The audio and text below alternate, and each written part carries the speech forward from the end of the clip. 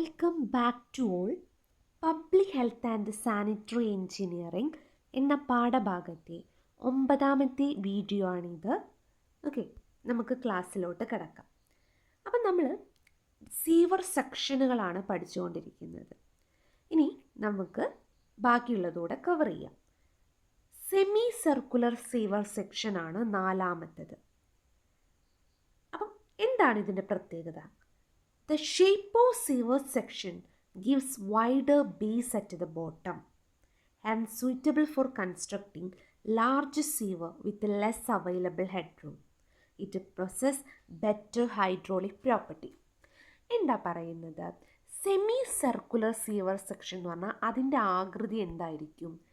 Semi circular ആയിരിക്കും അല്ലേ? Semi circular ആകൃതിയിലായിട്ടായിരിക്കും സെമി സർക്കുലർ സീവർ സെക്ഷൻ ഉണ്ടാവുക. മാത്രമല്ല ഇതിനൊരു പ്രത്യേകത എന്ന് പറഞ്ഞാൽ ഇതിന് വൈഡായിട്ടുള്ള ഒരു ബേസ്, അതിൻ്റെ താഴെ ഭാഗത്ത് വൈഡായിട്ടുള്ള ഒരു ബേസ് ഉണ്ടാവും. കണ്ടോ, ഇതാണ് സെമി സർക്കുലർ സീവർ സെക്ഷൻ. അപ്പോൾ നോക്കൂ, ഇതിന് താഴെ ഭാഗത്ത് വൈഡായിട്ടുള്ള ഒരു ബേസ് ഉണ്ടാവും. ഇതിൻ്റെ ഷേപ്പ് നോക്കൂ, സെമി സർക്കുലർ അല്ലേ? ഓക്കെ, ഷേപ്പ് സെമി സർക്കുലർ ആണ്. മാത്രമല്ല വൈഡായിട്ടുള്ള ബേസാണ് അതിൻ്റെ താഴെ ഭാഗത്ത് ഉണ്ടാവുക. ഓക്കെ, അപ്പോൾ 2 പ്രോപ്പർട്ടീസ് നമ്മൾ പഠിച്ചു അല്ലേ? ഇനി 3ാമത്തെ പ്രോപ്പർട്ടി എന്താണ്? ഇത് സാധാരണ ലാർജ് സീവറുകളായിട്ട് ഉപയോഗിക്കാറുണ്ട്. ലാർജ് സീവറാണ്. മാത്രമല്ല ലെസ് അവൈലബിൾ ഹെഡ് റൂമാണ്. കണ്ടോ, it is suitable for constructing large sewer with less available head room. വലിയ സീവർ നിർമ്മിക്കണം, പക്ഷേ അതിൻ്റെ ഹെഡ് റൂം, നമുക്ക് അവൈലബിൾ ആയിട്ടുള്ള ഹെഡ് റൂം, അതായത് എവിടെയാണോ സീവർ കൊടുക്കുന്നത് അതാണ് ഹെഡ് റൂം. അപ്പം നമുക്ക് അനുവദിച്ചിരിക്കുന്ന ആ head room, available head room കുറവാണ്. അങ്ങനെ അവൈലബിൾ ഹെഡ് റൂം കുറവായ ഇടത്ത് ലാർജ് സീവറുകൾ നിർമ്മിക്കേണ്ട സാഹചര്യം വരുമ്പോഴാണ് സെമി സർക്കുലർ സീവർ സെക്ഷൻ നമ്മൾ ഉപയോഗിക്കുന്നത്. ഇതിന് നല്ല ഹൈഡ്രോളിക് പ്രോപ്പർട്ടികളുണ്ട്. ഈ ഒരു സീവറിന് ഹൈഡ്രോളിക് പ്രോപ്പർട്ടി എന്തൊക്കെയാണ്? അതിൻ്റെ ഡിസ്ചാർജ്, വെലോസിറ്റി, ആക്സിലറേഷൻ, ആ കാര്യങ്ങളൊക്കെ. ഓക്കെ, അപ്പോൾ എന്തൊക്കെയാണ് സെമി സർക്കുലർ സീവർ സെക്ഷൻ പഠിച്ചിട്ടുള്ളത്? അതിൻ്റെ ഫിഗറും വരയ്ക്കാൻ പഠിക്കണം, ഈ പ്രോപ്പർട്ടി അറിഞ്ഞിരിക്കണം.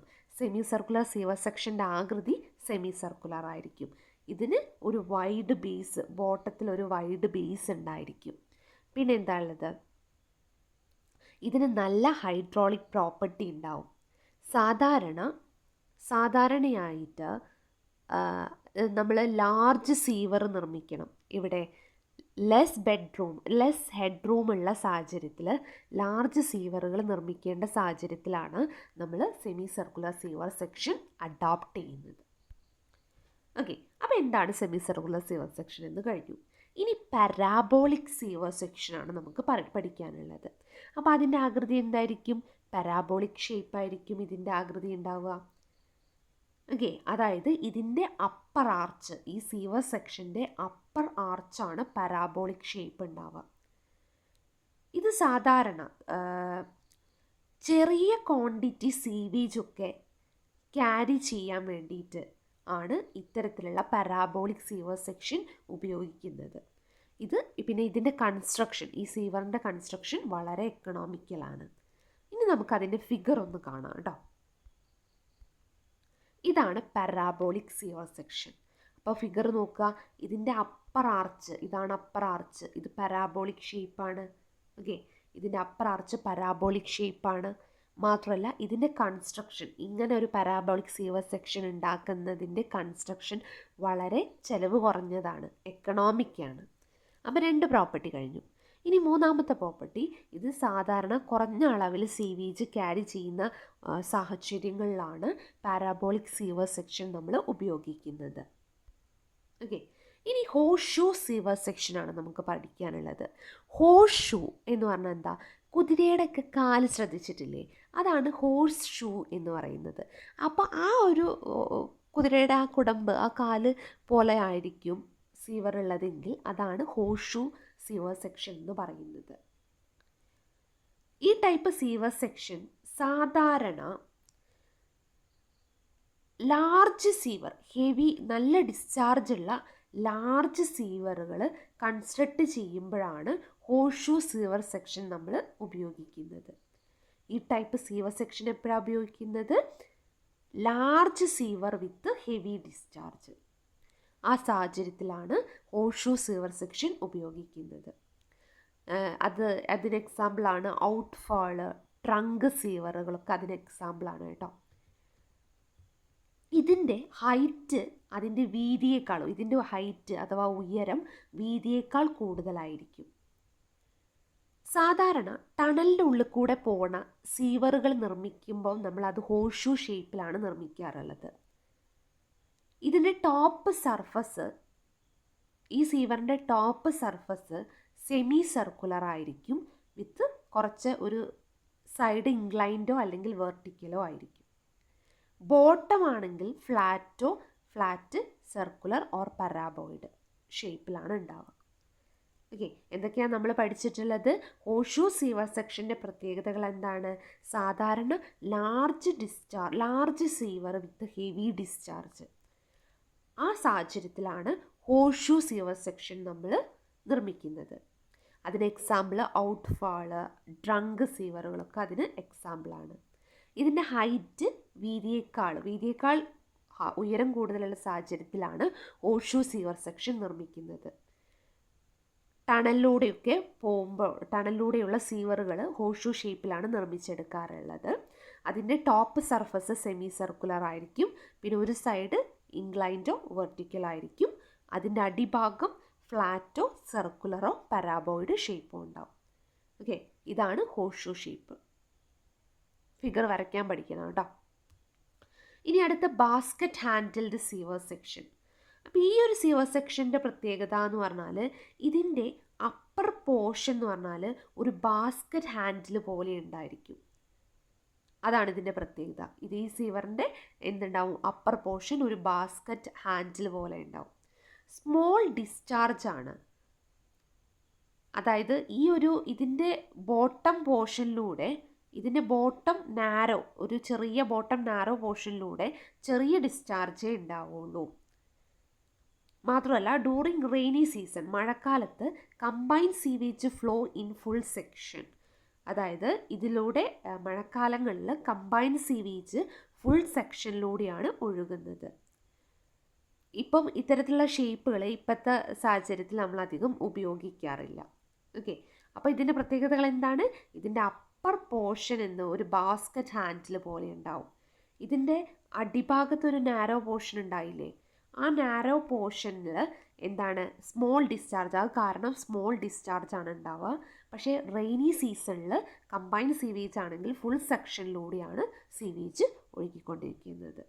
ഇത്രയാണ് നമുക്കതിൽ പഠിക്കാനുള്ളത്. ഇനി യു ഷേപ്പ്ഡ് സീവർ സെക്ഷൻ. അപ്പോൾ ഇതിൻ്റെ പേര് പോലെ തന്നെ അതിൻ്റെ ആകൃതി എന്തായിരിക്കും? യു ആകൃതിയായിരിക്കും. അത് കൺസ്ട്രക്റ്റ് ചെയ്യാനും ഒക്കെ നമുക്ക് സുഖകരമാണ്. എസ്പെഷ്യലി ഓപ്പൺ കട്ട് ഉണ്ടാകുന്ന സാഹചര്യത്തിൽ യു ഷേപ്പ്ഡ് സീവർ സെക്ഷൻ നല്ലതാണ്. The invert may be semi circular or flat. The side are vertical and top flat. അപ്പോൾ എന്താണ്? U shaped sewer section U ആകൃതിയിലാണ് ഉണ്ടാവുക. ഇത് സാധാരണ ഓപ്പൺ കട്ടിലൊക്കെയാണ് ഇത് നിർമ്മിച്ചിരിക്കുന്നത്. ഇതിൻ്റെ ഇൻവേർട്ട് സെമി സർക്കുലറോ ഫ്ലാറ്റോ ആയിരിക്കാം. ഓക്കെ, സൈഡ് വെർട്ടിക്കൽ ആയിരിക്കും, ടോപ്പ് ഫ്ലാറ്റ് ആയിരിക്കും. അതാണ് ഉള്ളത്. ഇനി importance of water supply system. നമ്മൾ വാട്ടർ സപ്ലൈ സിസ്റ്റം വളരെ ക്ലിയറോടുകൂടി നടത്തേണ്ടതാണ്. കാരണം വാട്ടർ നല്ലൊരു സോൾവെൻ്റ് ആണ് അല്ലേ? അപ്പോൾ അതിലൊക്കെ ഇമ്പ്യൂരിറ്റീസും പിന്നെ അതേപോലെ പലതരത്തിലുള്ള മിനറലുകൾ, പോയിസൺ സബ്സ്റ്റൻസുകൾ ഇതൊക്കെ പെട്ടെന്ന് ഡിസോൾവ് ചെയ്യാൻ ചാൻസ് ഉണ്ട്. അപ്പോൾ ഇങ്ങനെ ഡിസോൾവ് ചെയ്ത് കഴിഞ്ഞാൽ ആ വെള്ളം നമ്മൾ കുടിക്കുമ്പോൾ നമ്മുടെ ശരീരത്തിന് പല ഹെൽത്ത് പ്രോബ്ലംസ് ഉണ്ടാവും. അപ്പോൾ നമ്മൾ എപ്പോഴും വാട്ടർ സപ്ലൈ സിസ്റ്റം നല്ല പ്യുവറായിട്ടുള്ള, നമുക്ക് പോർട്ടബിൾ ആയിട്ടുള്ള വാട്ടർ കിട്ടത്തക്ക രീതിയിൽ, അതായത് പൊല്യൂട്ടൻസോ മറ്റ് രോഗങ്ങൾ പരത്തുന്ന ബാക്ടീരിയകളോ ഒന്നുമില്ലാത്ത നല്ല പ്യുവറായിട്ടുള്ള വാട്ടർ ആയിരിക്കണം നമ്മൾ എപ്പോഴും കുടിക്കാൻ ഉപയോഗിക്കേണ്ടത്. അതാണ് വാട്ടർ സപ്ലൈ സിസ്റ്റത്തിൻ്റെ ഇമ്പോർട്ടൻസ്. ഇനി objective of public water system. അപ്പം ഇതിൻ്റെ ഒബ്ജക്റ്റീവ് എന്ന് പറഞ്ഞാൽ to ensure safe wholesome water to the public adequately. അപ്പം നമ്മൾ പബ്ലിക്കിന് വേണ്ടിയിട്ട് സേഫ് വോൾസം വാട്ടറാണ് എപ്പോഴും പബ്ലിക്കിന് വേണ്ടി നൽകേണ്ടത്. രണ്ടാമത്തേത് provide assured supply of water easy to the user. നമ്മൾ യൂസറിന് ആവശ്യമായിട്ടുള്ള വാട്ടർ എന്ത് ചെയ്യണം, അതിന് അഷ്വേർഡ് ആയിട്ടുള്ള സപ്ലൈ കൊടുത്തിരിക്കണം. യൂസേഴ്സിന് ആവശ്യമായ വെള്ളം സപ്ലൈ ചെയ്തിരിക്കണം. പിന്നെ ഇങ്ങനെ വെള്ളം ട്രാൻസ്മിറ്റ് ചെയ്യുന്ന സമയത്ത് അതിന് ലോസ് ഉണ്ടാവാൻ പാടില്ല. നാലാമത്തേത് വാട്ടർ കണ്ടാമിനേറ്റ് ചെയ്യുന്നത് എപ്പോഴും അവോയ്ഡ് ചെയ്യണം. അഞ്ചാമത്തേത് to achieve necessary flushing action in sewage system. Sewage സിസ്റ്റത്തിലൊക്കെ ആണെങ്കിൽ ഈ ഫ്ലഷിംഗ് ഫെസിലിറ്റീസ് ഉണ്ടാവണം. കാരണം ഈ സ്ലഡ്ജ് സെഡിമെൻറ്റ്സ് ഒക്കെ ഡിപ്പോസിറ്റ് ചെയ്യാനുള്ള ചാൻസ് ഉണ്ട്. അപ്പോൾ അതിനൊക്കെ ഇടയ്ക്ക് ഫ്ലഷ് ചെയ്ത് ഒഴിവാക്കാനുള്ള ഫെസിലിറ്റീസ് കൂടെ ഇതിനൊപ്പം വേണം. ഓക്കെ. പിന്നെ അതേപോലെ തന്നെ നമ്മൾ വാട്ടർ എപ്പോഴും ഫയർ ഫൈറ്റിങ്ങിന് ആവശ്യമായ വാട്ടറും നമ്മൾ സപ്ലൈ ചെയ്തിരിക്കണം. ഇത്രയും കാര്യങ്ങളാണ് നമ്മുടെ വാട്ടർ സപ്ലൈ സിസ്റ്റത്തിൻ്റെ മെയിൻ ഒബ്ജക്റ്റീവ്. ഓക്കെ, ഇത്രയാണ് നമുക്ക് ഈ സെക്ഷനിൽ പഠിക്കാനുള്ളത്. Thank you for watching this video.